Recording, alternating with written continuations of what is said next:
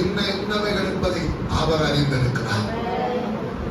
வேதம் சொல்லுகிறது, அவிதமாய் அறிந்த தேவனிடத்தில் வேண்டிக் கொள்ளும் பொழுது நாம் நினைப்பதற்கும் வேண்டிக் கொள்ளுவதற்கும் மிகவும் அதிகமாய் செய்கிற தேவன்.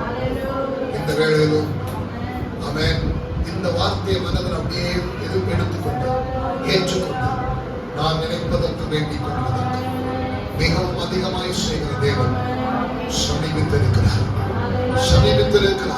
இந்த 3 நாட்கள் தேவ சமூகத்தில் ஓடோடி வந்த என்னுடைய வாழ்க்கையை, என் விருப்பங்களை அவர் நிச்சயம் நிறைவேற்றுவார்.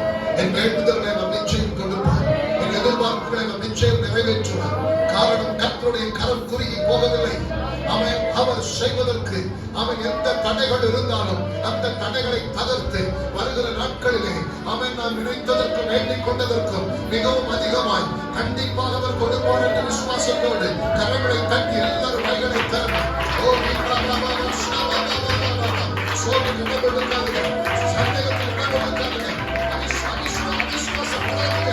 என் கர்த்தர் எனக்காக யாவையும் செய்து முடிப்பார். நான் வேண்டிக் கொண்ட சகல நன்மைகளை என் தேவன் எனக்கு நிச்சயம் கொடுப்பார்.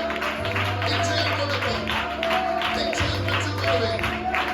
நிச்சயமாய் பெற்றுக் கொள்வேன். நிச்சயம் அவருடைய கரத்தினால் ஆகும்.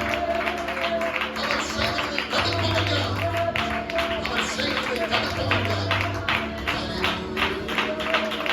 அவர் செய்வதை ஒருவராலும் தடை செய்ய முடியாது. தடுத்து நிறுத்த முடியாது.